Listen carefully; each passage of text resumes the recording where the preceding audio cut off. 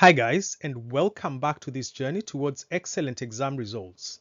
In these shorter revision videos, we are going to be breaking down different concepts within the GCSE Geography specification. The aim of this is to help us understand the concepts better and to give us the information and confidence we need to answer exam questions. In today's video, we are going to discuss how the future of energy is looking. Okay, let's get started. How is the future of energy looking? There are different views on the energy future of the world. There are two main possibilities that have been put forward by the International Energy Agency, the IEA. And one of the possibilities is that people will carry on, it will be business as usual. So we will carry on as normal and continue to use fossil fuels. So there will be no change and we will eventually just run out and then figure out what to do when we eventually run out. Now that would be Malthus's his idea would come into fruition, because if we run out and we have no solutions, then it's very problematic. Then the second view or possibility is a sustainable future. And this is where many countries diversify their energy mix in order to combat climate change and also to ensure sustainability such that we are not running out of the finite resources that we have in the world. Now, this graph here shows us the 450 scenario, and we are going to talk about that briefly. And the IEA, which is the International Energy Agency, wants to limit greenhouse gases in the atmosphere to 450 parts per million of carbon dioxide.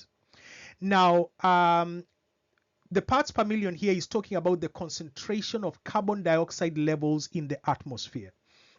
Now, we know that in the past, they have not necessarily gone above 300 parts per million. But then more recently, because of the increasing population, the increasing urbanization, and so on, it has actually gone up to around 400 parts per million, which is quite significant. Okay, so the IEA wants to limit that to 450 parts per million so that it does not go beyond that. And the intention is to reduce the increase in global temperatures from 6 degrees to 2 degrees. And this has been referred to as the 450 or 450 scenario.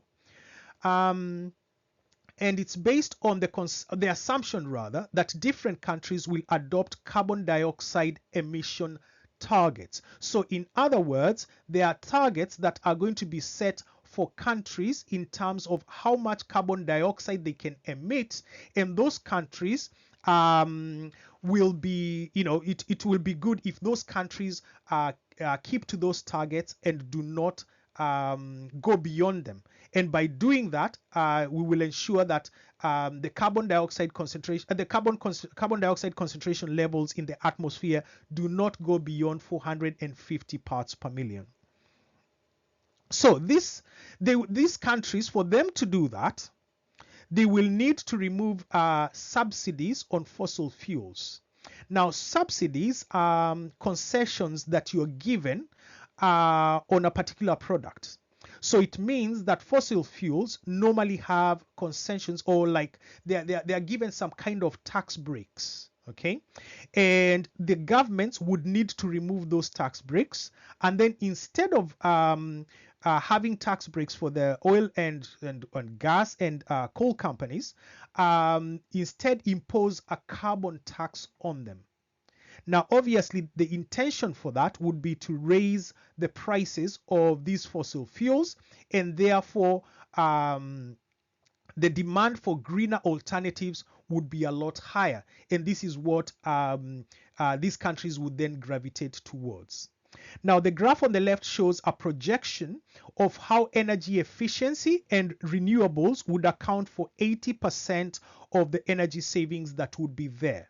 Now, and as you can see, there are several alternatives here that have been found.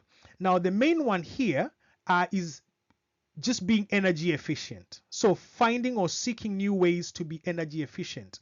Now we've talked about some of those ways of being energy efficient earlier, and especially in our households, how we can be energy efficient. And then we also have the use of renewables, obviously to reduce on the use of fossil fuels. Then we have fuel switching, so where we are using different technologies at the same time to substitute those fossil fuels. So hybrid technology, for example, is where you're using both fuel, the traditional fuels, so fossil fuels, and electricity to run a car. So you're substituting, then you're switching on the fuels. Then there's nuclear energy as well. Then there's also what is called CCS, and CCS stands for carbon capture and storage, and that is where if you're an industry that is producing a lot of carbon dioxide, you have a kind of a method that captures 90% of that carbon dioxide before it goes up into the atmosphere. And then that carbon dioxide is then pumped deep into the ground and stored in underground wells, from where obviously the initial fossil fuels came from. Okay, so that basically reduces the amount of carbon dioxide in the atmosphere. And then there's also technology to remove carbon dioxide from the atmosphere itself, as in even when it has gone into the atmosphere already, you remove that from the atmosphere and then put it into the ground again. So all these are alternatives that would be sought, and therefore be able, facilitate the meeting of this 450 scenario, where we do not go beyond 450 parts per million in terms of carbon dioxide concentrations in the atmosphere. Now, there are different stakeholders in this energy debate, and they all have their view on what needs to be done. Now, these stakeholders will include transnational corporations, and this will include, say, oil companies, gas companies, and so on. Now, of course, for them, they will want to make a profit. So they will want to continue to mine oil and to mine, to extract gas from the natural sources and so on. So I suppose that the thing that they can do is to try and do that a little more in a more environmentally friendly way, and also try to offset the carbon dioxide, to offset the emissions that they are putting out into the atmosphere. Okay, and then they could also invest in green technologies as well. So in the research for those green technologies, and in in their development, because the TNCs are making quite a bit of money from coal, oil and gas, and especially oil and gas, and therefore some of that money should be invested into research for the into the renewables. Then we have climate activists. Obviously, those do not want fossil fuels to continue being used. We have governments. Now, governments obviously will have two sides to them.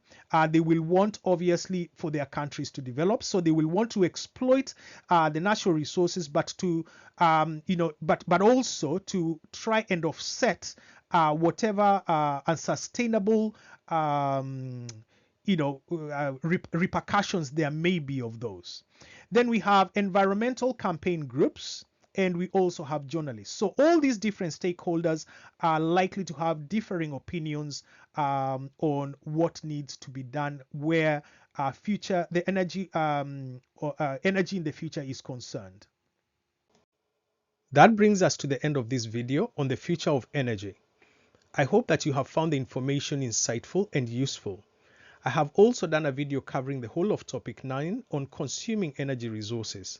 It will pop up as one of the suggested videos at the end of this one, and can also be found in the Consuming Energy Resources playlist. Videos on all the other subtopics within this topic are also in that playlist. Thanks once again for joining in this journey towards excellent exam results. All the best, and see you again soon. Bye-bye.